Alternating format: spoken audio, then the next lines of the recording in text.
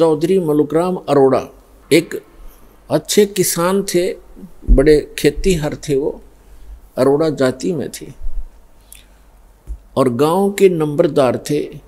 गांव में उनकी बहुत अच्छी खासी जो महिमा थी। परमेश्वर एक के घर सत्संग करने गए। अगले दिन शाम ने दूसरे ने प्रार्थना की, भगवान कल हमारे घर करना।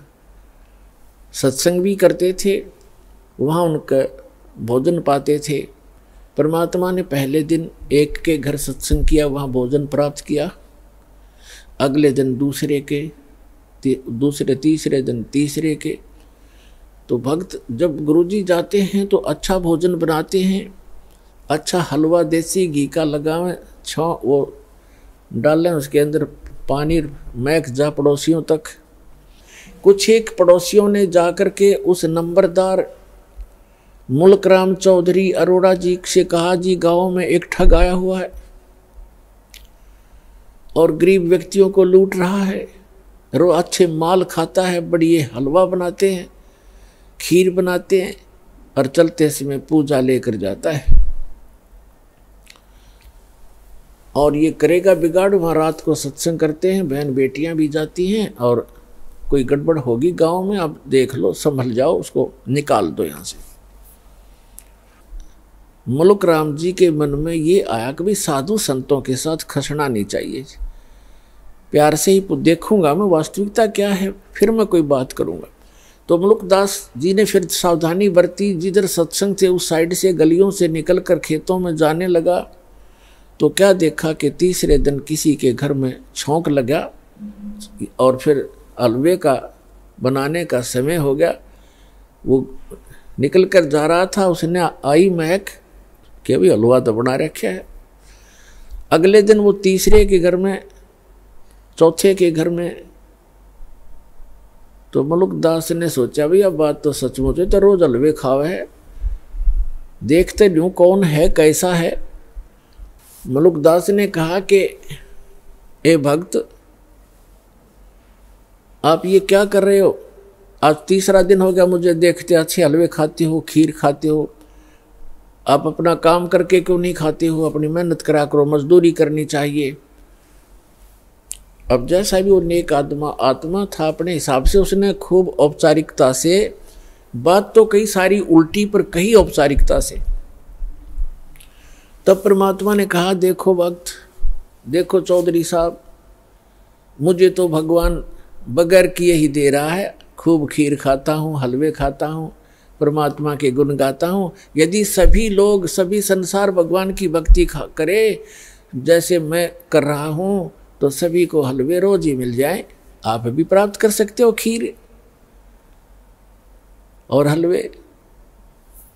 मुलुकदास को ये बात जची नहीं, तो वो कहने लगा कि क्या तेरा भगवान मुझे खिला देगा बैठे को? परमात्मा बोले कि आप विश्वास करोगे तो अवश्य खिला देगा। तो मुलुकदास ने कहा कि आज यदि आपके भगवान ने मुझे खाना खिला दिया शाम तक, मैं खाली पेट आया हूं घर से भी, तो मैं आपका चेला बन जाऊंगा शिष्य। और यदि आपके भगवान ने आज शाम तक मुझे बगैर कुछ किए खाना नहीं खिलाया, तो तुझे मैं अपने खेतों में मजदूर बनाऊंगा। है मंजूर? कबीर साहब बोले मंजूर है मुझे। ठीक है। अब चौधरी साहब चले गए। पहले बड़े वन होते थे, जंगल होते थे, गांव के खेतों से भी थोड़ी दूरी पर जंगल होते थे, चारों तरफ वन। अपने खेतों के दूसरी साइड में चले गए जहां पर कोई देखे नहीं, और जंगल में जाकर एक वृक्ष के ऊपर चढ़ गए, ऊपर जाकर बैठ गया। अब ठीक है, दोपहर के 10-11 बजे सी वहाँ गडरिए आगे, ये भेड़ बकरी चराने वाले, वो कुछ गायें भी साथ में रखते हैं, गौवें भी। उन्होंने अपने एक साथी से कहा कि आप यहाँ खीर बना लो। वहीं पर एक कुआं था छोटा सा, ये कुआं है यहाँ पर, इसमें से जल ले और यहाँ खीर बना लो इस वृक्ष के नीचे, उसी वृक्ष के नीचे जिस पे वो चौधरी साहब बैठे थे।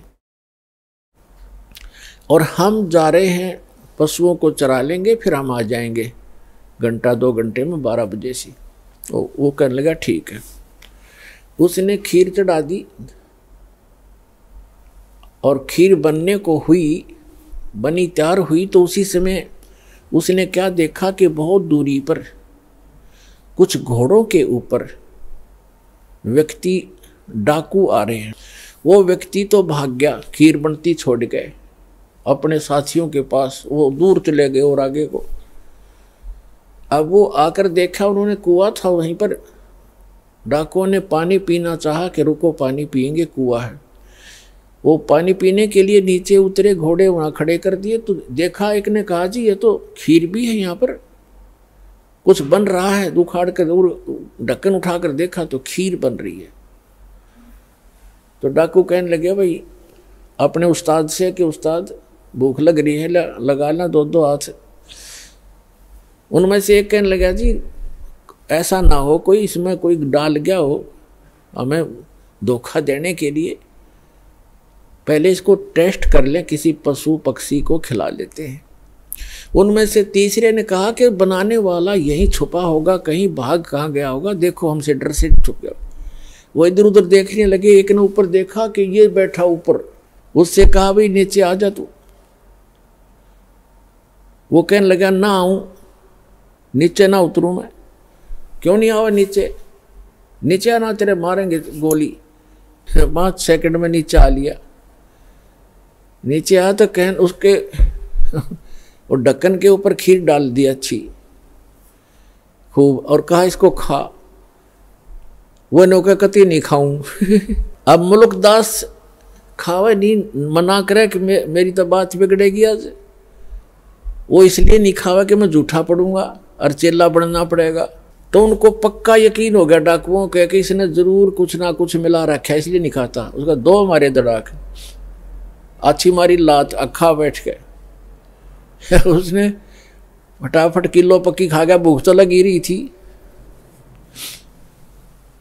और खाने के बाद जब उसको काट बैठ आध घंटे, अगर मरेगा तो मर लेगा यूं। अब उसने जिस समय वो कहा कि हम डाकू हैं, या तो खा लेना तेरा बकल तार देंगे, तो उसको ये पता लगा तो डाकू हैं। तो अंदर से प्रार्थना की है गुरुजी मुझे बचा ले, मेरी जीवन रक्षा कर दे, मैं आपका चेला बनूंगा। एक तो जान बचाई और खीर खिलाई।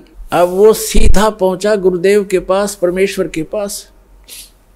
वो तो जानी जान थे, सारी लीला वही करते हैं, 100 छलछीदर मैं करूं अपने जन के काज। अब जो ही मुल्कदास चौधरी आया, परमात्मा बैठे आसन पर नीचे लगा रखा। परमात्मा ने पूछा क्यों चौधरी साहब, भगवान ने करी कुछ सेवा तेरी? ने बोला जी तेरा भगवान तो मर मर खीर खिलावा है। आपका परमात्मा तो मर मर खीर खिलाता है और मेरी जान बचा दी दाता आपने ना। उनका केज लगे 1 मिनट में कर दो काम मेरा। आपको मैंने याद किया, सारी कथा बताई। परमात्मा बोले बेटा यह भी आपके ऊपर एक रहम किया है परमेश्वर ने कि जिस कारण से आपको एक अनमोल रतन और मिलेगा। खीर तो खिलाई सो खिलाई, ये धन मिल गया। फिर उसको क्योंकि विश्वास जल्दी नहीं होता, अब तो परमात्मा ने ऐसा ज्ञान दे दिया बच्चों, बालक बालक भी समझ सकते हैं कबीर इज गॉड।